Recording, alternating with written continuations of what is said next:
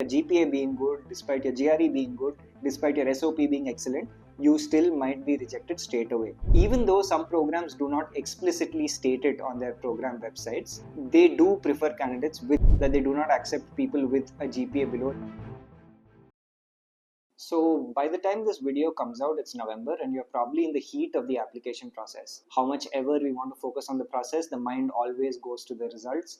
And you might be wondering if you can make it to the universities you're applying to, or if you won't be able to make it. Today's video is incredibly important because it comes at the right time, and I'm going to be discussing the 5 most common reasons for an admissions committee to reject you straight out.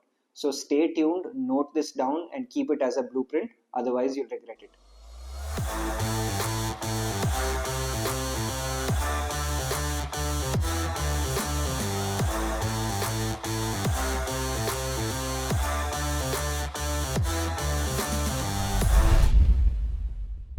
My first set of reasons deal with the inappropriate alignment of the universities with you.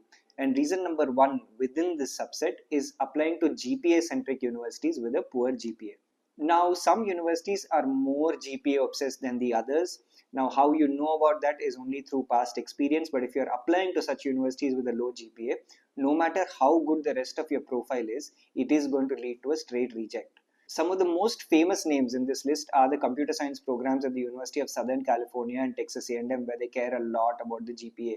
Same for the Cornell Engineering Management program, very GPA focused.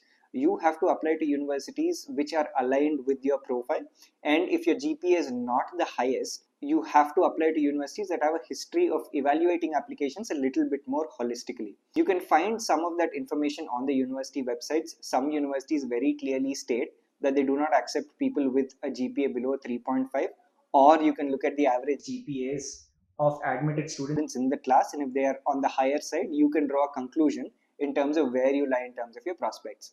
When you're applying to technical master's programs, the GPA is anyway the most important part, but you can mitigate your risk by balancing out your choice of universities a little bit better. Continuing along the same theme of misalignment is applying to universities and programs which prefer work experience without work experience. Even though some programs do not explicitly state it on their program websites, they do prefer candidates with work experience. Some classic examples of this are the Masters in Information Systems and the Masters in Business Analytics degrees. Yes, you'll find the odd exception or the odd program here and there that does take in freshers, but you are battling or swimming against the tide when you're applying to such places. Hence, being completely cognizant of universities and programs which have a strong preference for candidates with work experience is critical, because as a fresher, you're better off hedging your bets elsewhere. Once again, when you're trying to swim against the tide and against the norms with so-called strong documents, it likely is not going to work out because there are demographics and quotas that the universities want to fill for their class as well. So be very cognizant of that. Sorry to interrupt the flow of this video, but if you are worried about the quality of your application documents, especially your recommendation letters, your diversity essays, your scholarship essays, your resume, I am hosting a masterclass on the 10th of November, which you can attend for absolutely free, where I'm going to give you key tips on how to improve your additional application materials apart from the statement of purpose. Trust me, on this webinar, you're going to get better information than what you get by paying outside. Number 3 also deals with a misalignment, which has a lot to do with your university shortlisting. Hence, you should consider getting experts to shortlist universities for you, which you can with Gradvine. But let me move on to the point. Not having the prerequisites for the program that you are applying to. Here are some classic examples.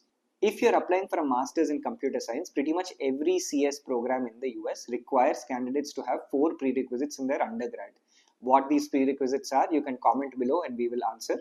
But if you do not have one of these 4 prerequisites, then straight away, despite your GPA being good, despite your GRE being good, despite your SOP being excellent, you still might be rejected straight away. Hence, the alignment of your undergraduate degree to the master's degree is very important before you figure it out. Another example for this, apart from computer science, are general masters in management or masters in management sciences programs. MIM and MMS programs in the US also have strong requirements from undergrad degrees. For example, a lot of them do not take in BBA candidates. They require applicants to come in from a non-business major. Hence, if you're not ticking that box of alignment with the program, no matter how good your materials are, it is a futile exercise. So make sure that you have the prerequisites in order and you're aligned with what the admissions committee is looking for in terms of an academic background. Alright, so point number 4 deviates a little bit from the general theme. A lot of this has to do with compliance, eligibility, being in line with academic backgrounds, GPAs, and a bunch of stuff. But if you are completely aligned in these respects, here is point number 4 that is very, very important, that your statement of purpose is not on point. Now, while we've been advocating for strong, coherent, inline, professional statements of purpose with very, very clear goals, this has been seconded by a lot of admissions committees that we've had the privilege of interacting with over the past few months. The biggest complaint they've had is that a lot of the statements of purpose are saying the same things or they are just an extended resume. Statement of purpose has to have a very clear vision for your goals for your future, and it has to be unique to your own story. I'm getting a lot of students who are saying, can I refer to particular samples and write a statement of purpose? And a lot of you are making the big mistake of using AI for your statements of purpose. Why this is bad, we've detailed in this video that you can find right here. But in general, if you're using AI or you're referring to samples or looking at your seniors' documents without putting down your story, it is going to be a very, very generic, impersonal statement. Admissions committees have said that with SOPs, this is the biggest problem they've had in the last few years, and that is leading to a lot of rejects. Even if it is not the most impressively written document in the most pristine English or with some great creative words put in there, it is important that it is your story in the most genuine manner possible and that it is technically on point, showing that you know exactly what the degree has to offer you.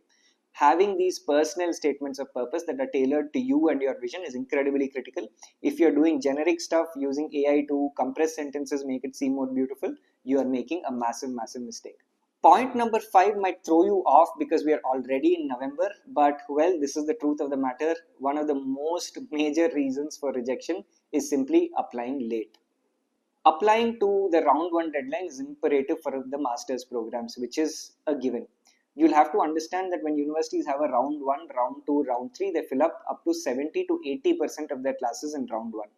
Universities are a business as well. They want to fill up their class with the best candidates. They want to get them to commit, and therefore they want certainty in terms of what is coming for the next academic year. Hence, they like to take a lot of candidates early. If you're missing your round 1s or your priority deadlines and you're applying for round 2, you are competing for a simply much smaller seat pool. Why would you want that competitive disadvantage? The second thing is certain universities are notorious for releasing admits and filling up seats well before the deadline. You have to identify those because the closer you're going to the deadline, you are mitigating your chances yourself. Though it is November, you still have the opportunity to apply early for certain colleges, and you ideally should be trying to apply by the end of this month or the first half of December for a vast majority of colleges. Now, of course, for certain others like Duke and Columbia and Cornell, historically there's been no difference of applying much earlier or just before the round 1 deadline, but for these you have to apply by the round 1 deadline even if it is on deadline day. Applying late is you making a massive mistake again. So I hope this content was useful. This is information that we've gathered through practical experience of guiding thousands of candidates for the last 7 years. 98% of Gradvine students make it to the top 50 universities for their program, and that is because we want to push you to the best possible programs for your profile. If you found this video useful, please do like, share and subscribe, and you'll get more such useful content on your feed.